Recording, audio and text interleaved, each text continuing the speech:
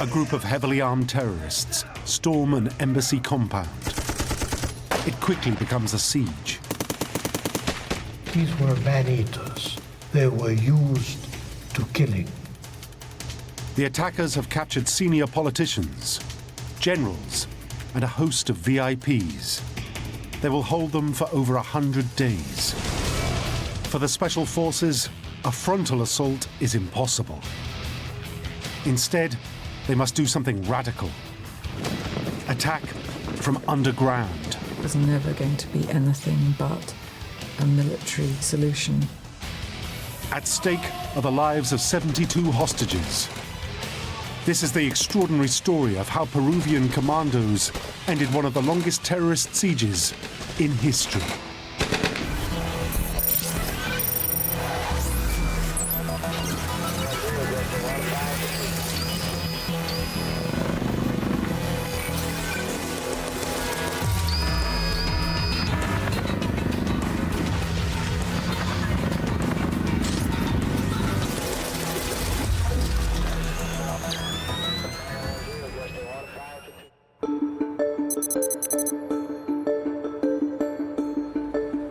In the capital of Peru's upmarket diplomatic quarter, there's only one place to be seen: the Japanese ambassador's residence.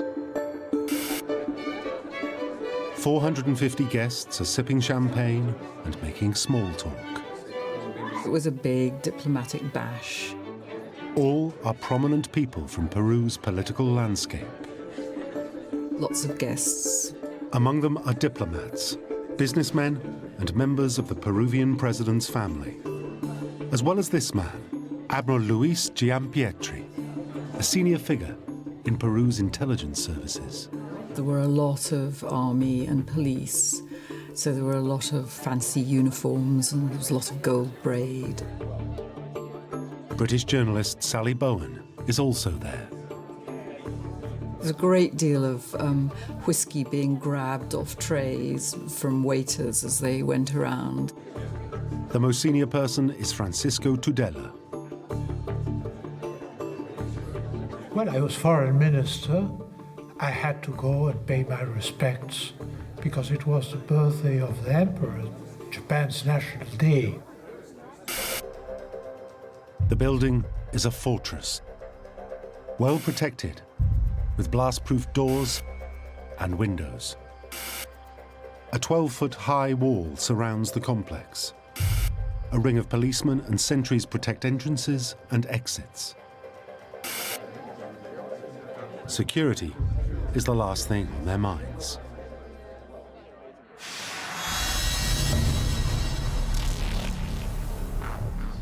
But a small team of terrorists are preparing a bold mission. They plan to sneak through the security cordon hidden in the back of an ambulance.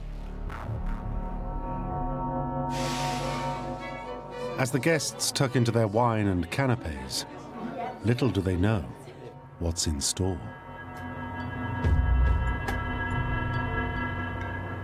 At 8:30 p.m., the heavily armed terrorists place a charge on the outer wall. Suddenly there was an explosion.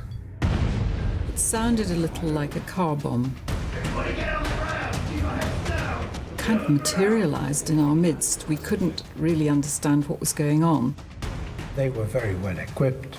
4 of them had Uzi machine guns, Browning pistols, hand grenades. The terrorists open fire on the guards outside the building.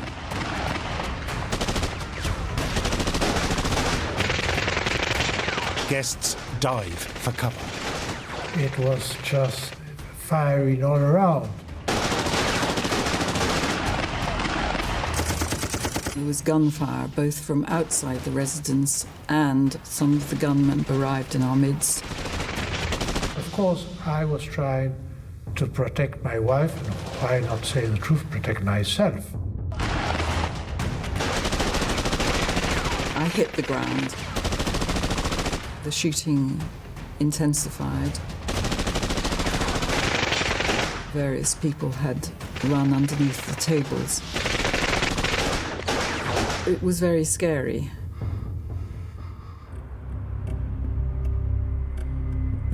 As soon as the gunfire subsides, the terrorists turn on their captives.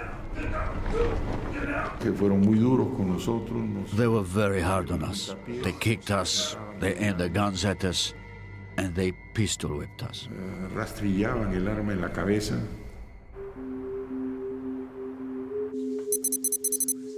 In Lima, news reaches the most powerful man in the land, Peru's president, Alberto Fujimori. 450 people are under the control of 14 terrorists. Fujimori has based his whole career on defeating terrorism. This was 1996, and in theory, Peru was pacified. This is what Fujimori had been telling everybody for a long time, for some 3 years. Between 1980 and 1990, an estimated 35,000 people had been killed in Peru's bloody anti-terror wars, particularly against the notorious Shining Path.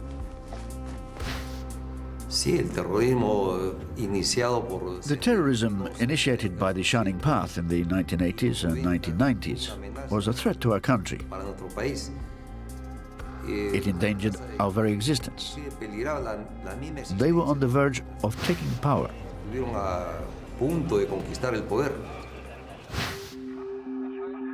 For a man elected because he could defeat terrorism, this incident spells political disaster. The attack on a Japanese target also has a special resonance. Fujimori is of Japanese descent. The Japanese were targeted because they were seen to have been giving help and support and a lot of financial assistance to Fujimori and the regime. But at this stage, Alberto Fujimori doesn't know how to respond. He desperately needs more information. For a start, who are the terrorists and what do they want?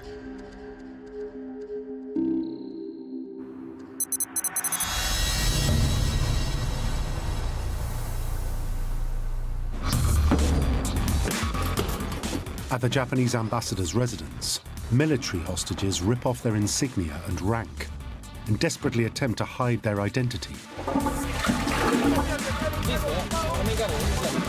Outside, the authorities try to shoot their way in again. Gunfire went on for 20-25 minutes. They lob in tear gas. But the rebels have come prepared. So they took out their gas masks and put them on, and they were fine. The tear gas subsides. The rebel with the megaphone started shouting that he wanted the Japanese ambassador to stand up and identify himself. And I think I, and certainly some people around me, were quite nervous at that point because we had a horrible feeling that the ambassador was going to be executed in front of our eyes.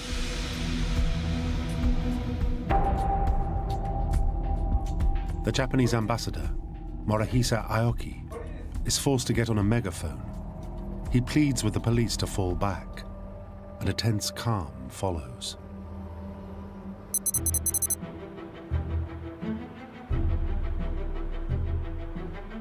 In Alberto Fujimori's operations room, the president begins to appraise the situation. He calls for a trusted aide, Vladimir Montesinos, head of Peru's National Intelligence Service, or NIS. A trained lawyer, he once defended Fujimori in court against charges of corruption. Now, he's his right-hand man, the president's Mr. Fix-It. We all were very much aware of the existence of Vladimir Montesinos, but he was never ever seen. He wielded extraordinary power. He was Fujimori's eyes and ears. Montesinos calls upon an elite counter-terrorist unit, the Peruvian Commandos.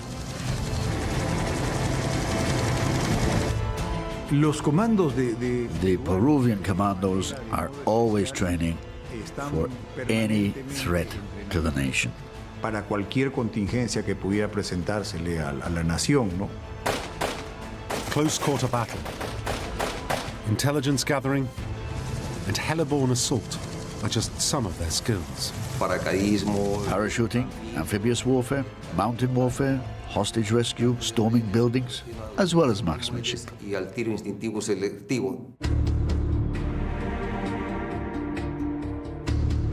General Jose Williams Zapata and Luis Alatrista Rodriguez soon receive a call from Montesinos. I was working in the 1st Special Forces Brigade.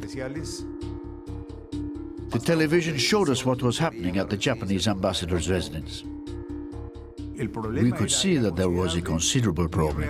My reaction was to order my officers and men to get ready for action. Montesinos and the commandos begin to discuss the options. We rejected the possibility of an air attack using parachutists, hang gliders, or other forms of approach because we would lose the element of surprise, the secrecy. That wasn't possible. Generals Williams Zapata and Alatrista Rodriguez will have to find another way. Meanwhile, at the ambassador's residence, the rebels are digging in. They place booby traps in doorways and around the grounds. They turn the building into a fortress. Only now do they reveal their identities. One of the rebels, who was quite close to me, picked up a loud hailer and shouted, "Keep your heads down or they'll be blown off." This is the MRTA. The MRTA, the Tupac Amaru Revolutionary Movement, are hardline communist rebels, infamous in Peru. The MRTA was specialized in kidnapping. They were ruthless and had killed a lot of people. They kidnapped several businessmen to extort money from their families. They also carried out assassinations. The terrorist commanding the raid is also the group's leader, Nestor Serpa Catalini. Born in Lima in the 1950s, Serpa is a former political radical who has taken up arms. He was a psychopath. He was a very bloodthirsty guy. Serpa's hope is that seizing the hostages will bring the movement publicity. He identifies the English journalist Sally Bowen as someone who could be useful to him. He was very calm and collected. He was in a small study off the hallway of the residence.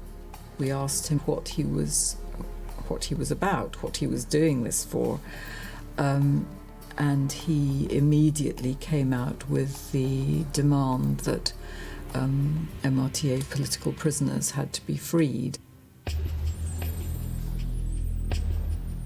Serpa demands the release of 400 political prisoners, including his own lover, and he demands a great deal of money. They asked for a ransom of $6 million and the wholesale change of the country's economic model. They were blackmailing the government. Serpa also wants to meet the president. If his demands aren't met, he'll kill hostages.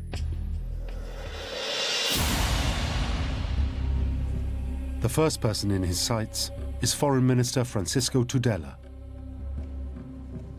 The leader told me that they were going to kill me the next day at 12 o'clock. Tudela has just 14 hours to live. I told my wife, I'm a dead man. And she said, don't talk nonsense. But I said, yes, the odds are against me. I was a major target for the terrorists.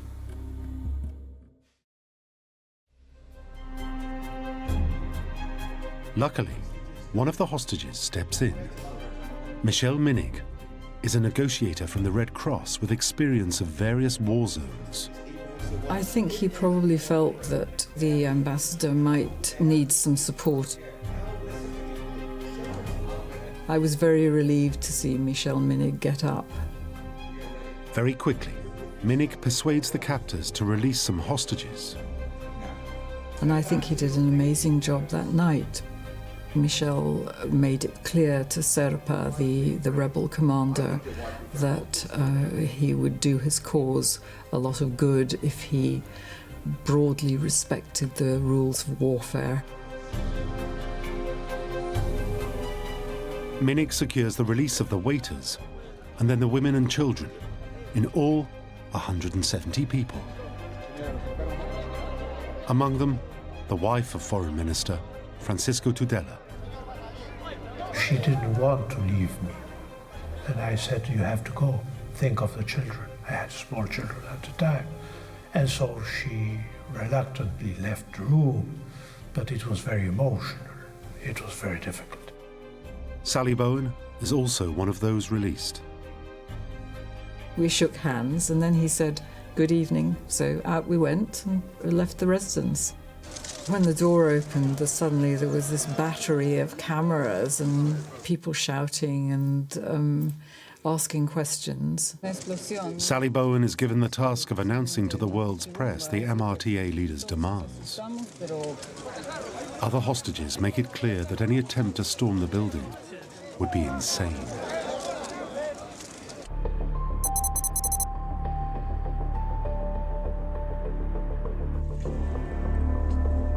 The next day, Fujimori begins a series of meetings with his cabinet.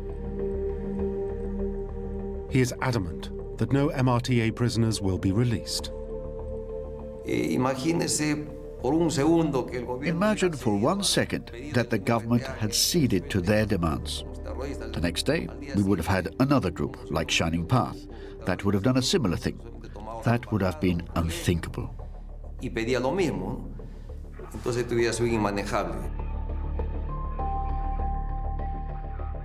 Fujimori makes it clear he will never negotiate with a gun to his head.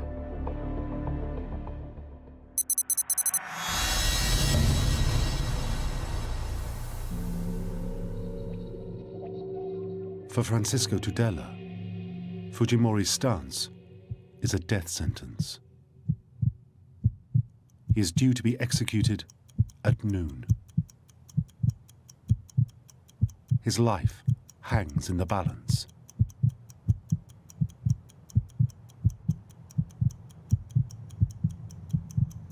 The deadline comes. Serpa does nothing. But he warns Tudela that he is living on borrowed time.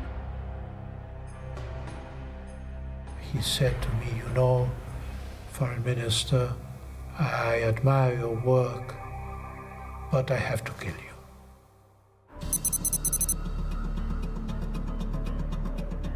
In fact, a few hours later, 4 more hostages are released by Serpa, all of them diplomats.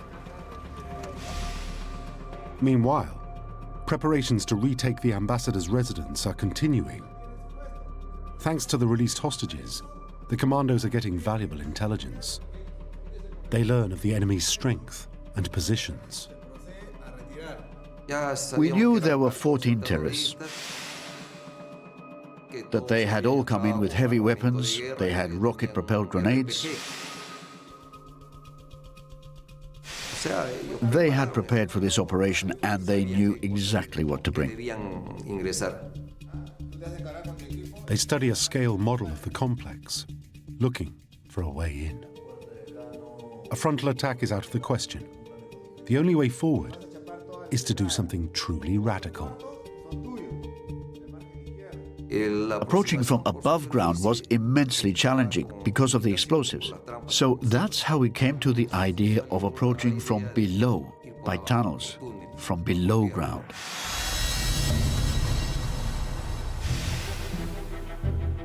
Operation Chavindawanta is born. The name refers to a Peruvian archaeological site known for its network of tunnels.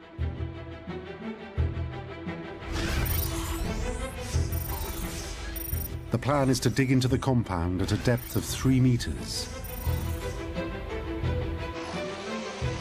Nothing like this has ever been attempted before.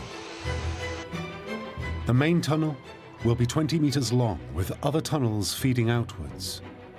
It will take at least a month to dig from the nearby buildings to reach the objective. They can't use heavy machinery, as the sound could tip off the terrorists. The largest tools will be electric pickaxes.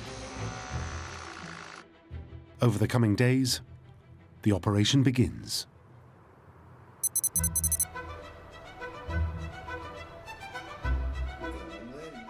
For now, though, Serpa Catalini seems to be enjoying himself.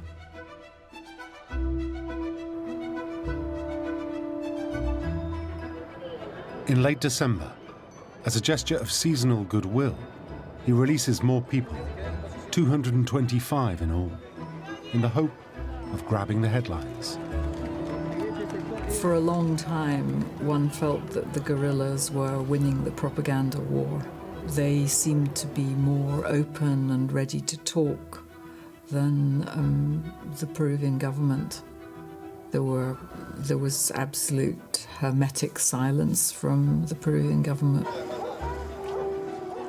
Whilst the authorities keep their cards close to their chest, the terrorists revel in all their newfound fame. They had a very good sense for publicity. They knew that photographers and camera people needed images.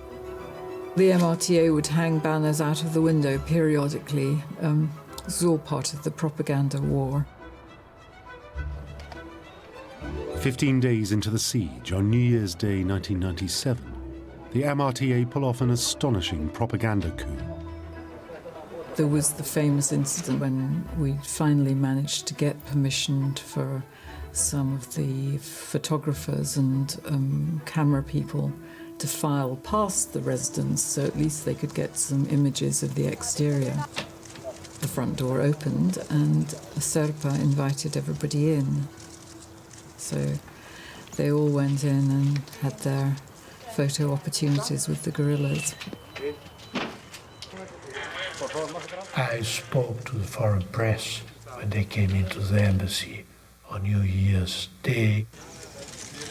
He tried to sell this idea that they were fair combatants, that they were guerrillas that respected the Geneva Conventions. Despite appearing to be reasonable, the siege drags on.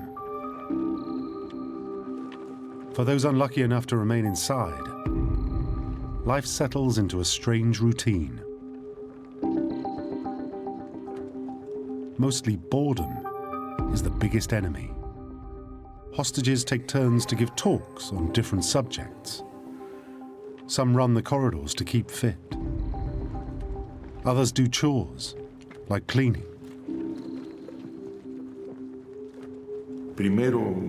First comes surprise, fear, anguish, and anger.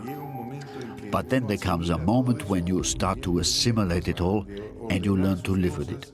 And all you want is for it to end, one way or the other.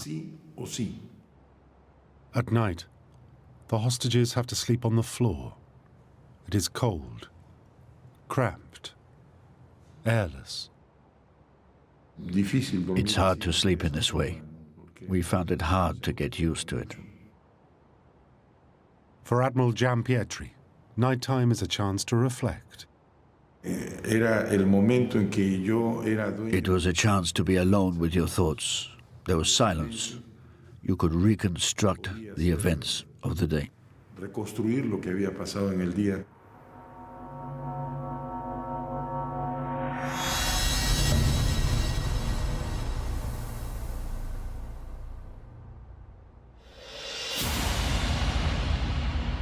Occasionally, the terrorists show their true colors. Something Francisco Tudela experiences. You had two terrorists by your side, pointing their guns at your head. They pulled the trigger. You hear clack, the empty chamber. And that's a moment in which you have a mixture of fear and relief.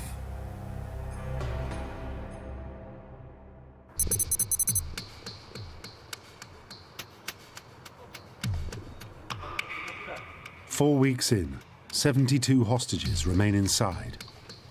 But with none of Serpa's demands met, the siege is stuck in stalemate. For the terrorist leader, the lack of progress is unsettling. The stress starts to get to him. He had sharp changes in his mood. He became overexcited and violent. And then, after a few hours, he would lie down and sleep. Then he would wake up and feel anguish, put his hands in his face, go to a window to breathe, and then the cycle would begin again and he would become again violent.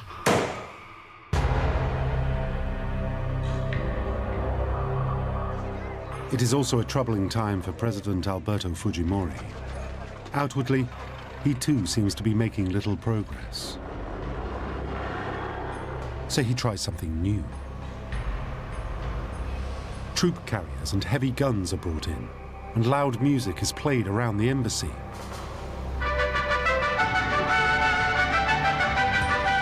It's a well-known trick of psychological warfare, designed to shred the nerves of those inside.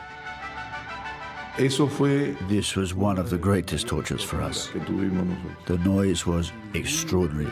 We couldn't talk amongst ourselves because the noise was so loud. But all this has a reason: to conceal the digging. Se colocó música. Loud music was played with the aim of distracting the terrorists. Estuvieran distraídos en ello. When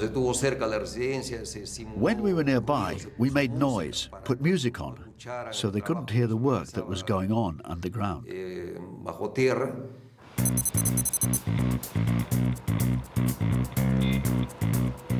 As a further distraction, Fujimori seems to be stepping up the action on the diplomatic front. There was Fujimori dashing off on missions to negotiate possible asylum. His team of negotiators liaises daily with the hostage takers. Without doubt, none of us wanted a military operation. We preferred a solution that would allow us to get out alive. Fujimori travels to London to see if Britain will give the MRTA asylum. The whole situation was very confused. There seemed to be activity on a different range of levels.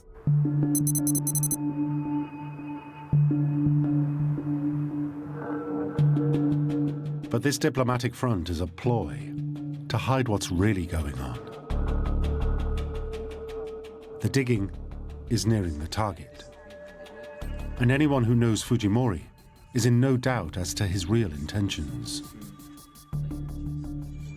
I knew my government, I knew President Fujimori. It was not only a decision of President Fujimori, it was a decision of a country that had suffered during more than a decade of horrendous terrorist attacks. All the while, underground, the miners are moving ever closer to their objective. It is just a matter of time.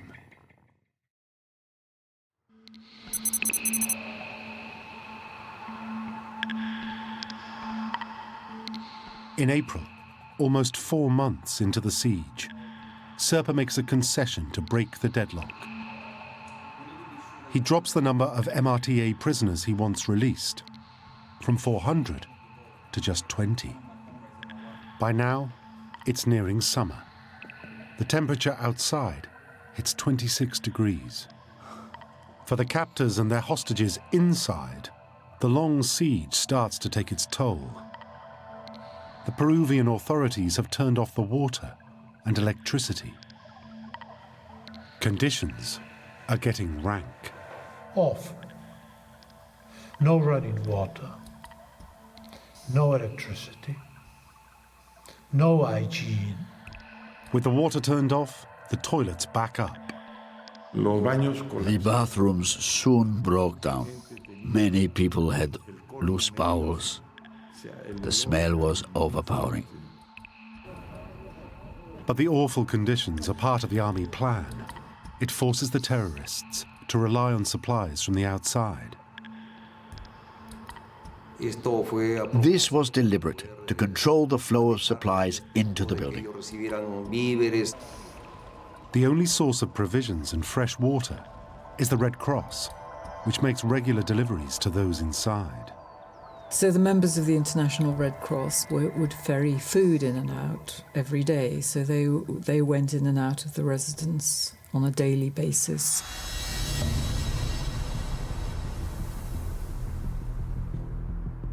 What nobody knows, not even the Red Cross, is that the aid packages contain something else. The authorities have hidden high-tech gadgetry in the deliveries.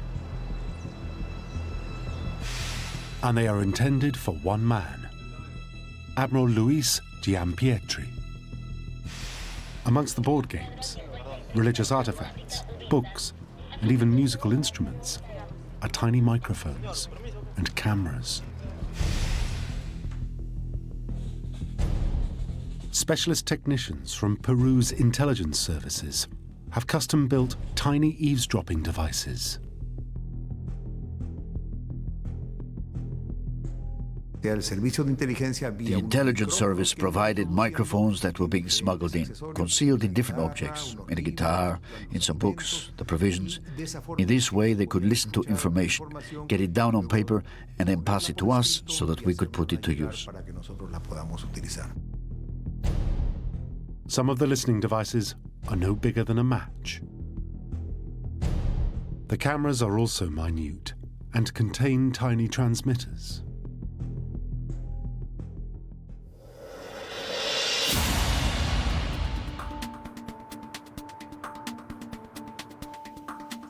Over the weeks of the siege, an amazing 800 microphones are smuggled in. Admiral Luis Giampietri secretly places them around the residence with the help of others. The microphones aren't just for eavesdropping. They also allow him to communicate with the Commandos. Talking into the microphones was not easy. Maintaining secrecy from all the other hostages was also very difficult. But I had to keep it secret because I didn't know if they agreed with what I was doing.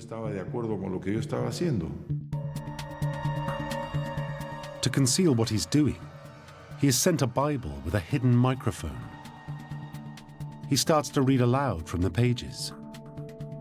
The MRTA soon dismiss it as the prayers of a madman. But within each prayer, Giampietri drops in key pieces of intelligence. We knew that he was ex-Naval Special Forces. He spoke our language, he knew commando terminology, and he was our best contact amongst the hostages.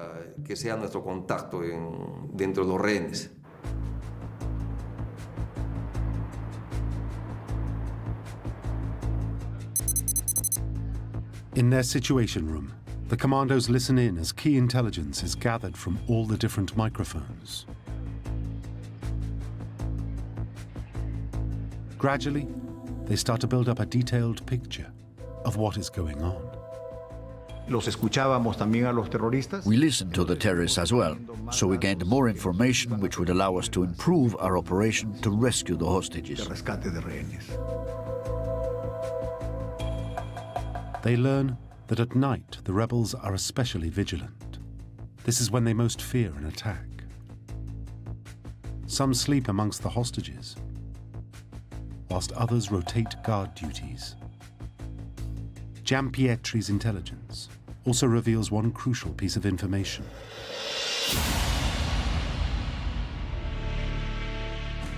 Every afternoon, 4 members of the group play a game of football. The large dining room on the ground floor becomes their pitch. Whenever the rebels play, many of their comrades watch on. This is when they are at their most distracted and vulnerable. So, if they were all together playing football downstairs in the dining room, we could take them out in one go.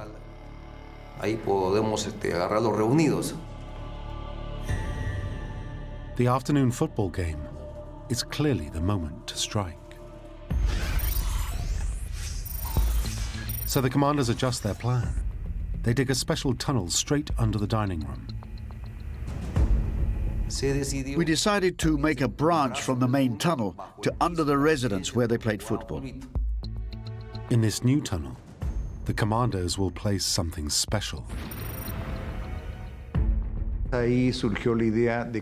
From this arose the idea of placing explosives underneath the hall and the dining room, with the intention of taking the majority of the terrorists out.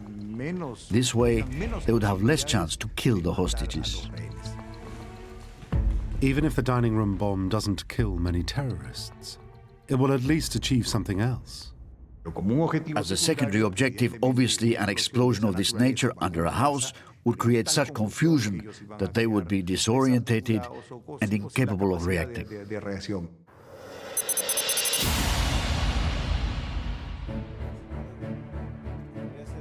As 0 hour approaches, the commandos now finalize their plan. There were to be 2 assault squads. For the ground floor, Team Alpha. For the first floor, Delta Squad.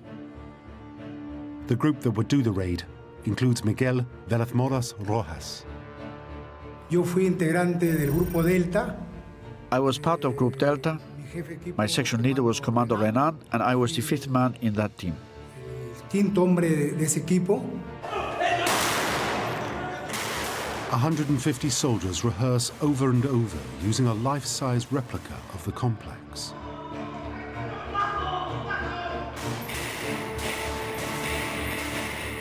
They practice different room-clearing tactics and test different types of explosives. We tested the exact amount needed. Not too much that it blew up the residents and the hostages. Not too little that it had no effect. They're nearly ready. Then there's a complication. The journalists who were virtually living on the rooftops around the embassy became aware that there was a lot of noise from underneath the ground. So we all learned that tunnels were being dug. Serpa flies into a rage. He threatens the hostages and gathers them all upstairs so they can be killed more quickly in the event of a raid. He breaks off negotiations entirely. What he doesn't realize is that he has just played into Fujimori's hands. By refusing to negotiate and refusing to guarantee the health of the hostages, Serpa has given Fujimori the excuse to act. The decision was made to carry out the raid and rescue the hostages.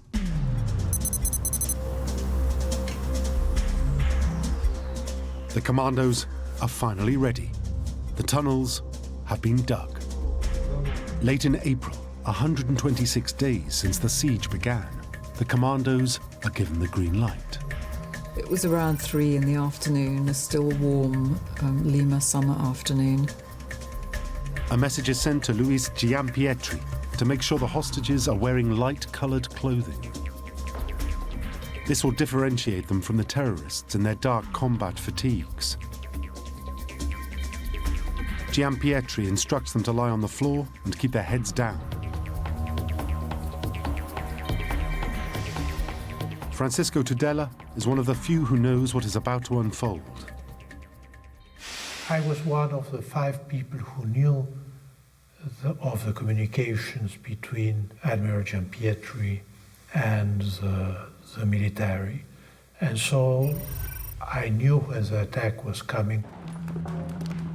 As the rebels start their afternoon game of football, Admiral Giampietri whispers into his Bible as if praying. He tells the commandos that the guards are distracted.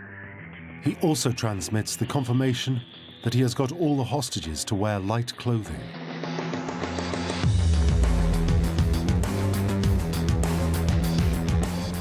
A team is sent to set the charge under the dining room. Just after 3 p.m.,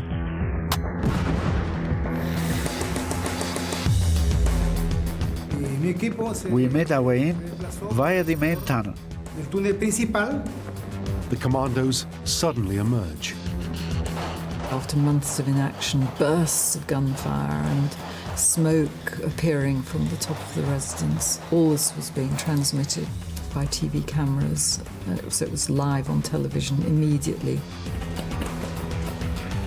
As planned, one force, Alpha, storms downstairs, while the other, Delta, hits the upper floor and seeks out the hostages. The Delta group was in charge of the second floor, and they entered around the whole perimeter as well. We entered the residence in 6 places at once.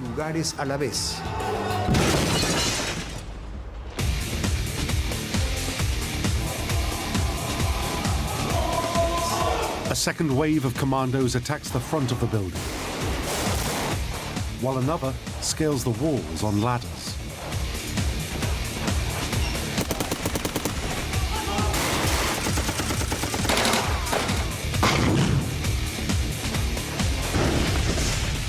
More blasts signal the arrival of more elite soldiers as Delta Team assaults the upper floor from the terrace. They started to evacuate in an orderly fashion. Bangs, gunfire, hostages scurrying down flights of stairs on the outside, keeping their heads down. With many of the hostages safe, the commandos move in for the kill.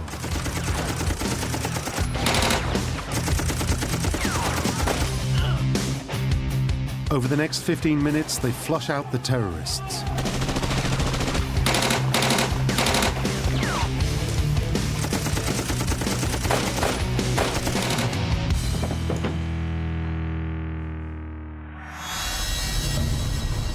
But it's still not over for Francisco Tudela, who remains trapped in his hiding place. One of the terrorists comes looking for him. The terrorist that was my executor, he looked for me in the room and then saw me in the terrace.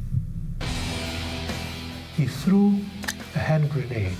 I received 60 pieces of shrapnel. I still have 18. Then he shot me. He failed the first 2 times, but the 3rd time he got me in the leg.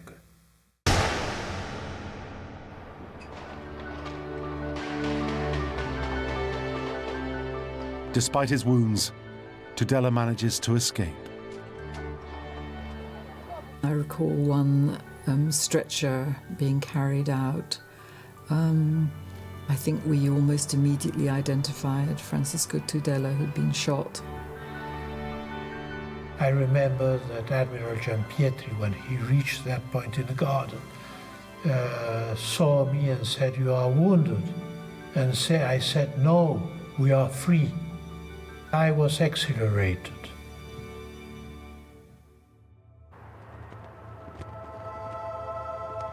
As the smoke clears, All 14 terrorists are dead, including Serpa. Only one hostage doesn't make it out alive. He is wounded and dies from a heart attack. 2 commandos are killed. The whole raid lasts 32 minutes from beginning to end.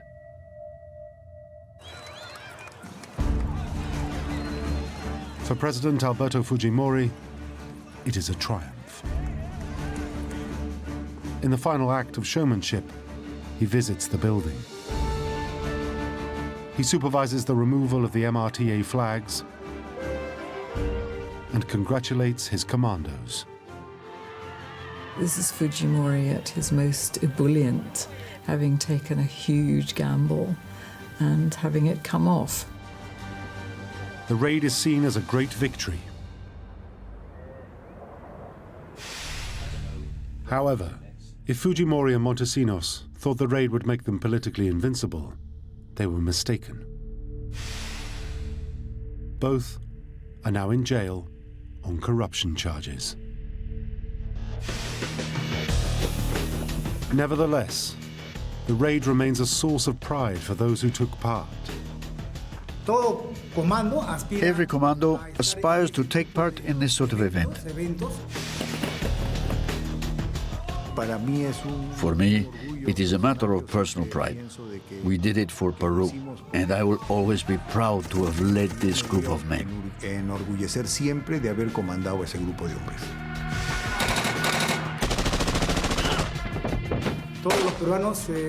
All Peruvians feel proud of this operation because it was a success, the most successful rescue mission in the world. The raid sends the message: Peru won't tolerate terrorism. You should never negotiate with terrorists or give in to their demands.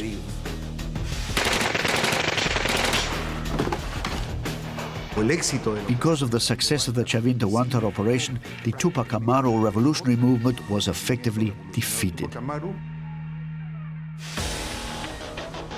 Today, Peru is largely free of terrorism and is reaping the benefits, thanks in part to the work of the Commandos.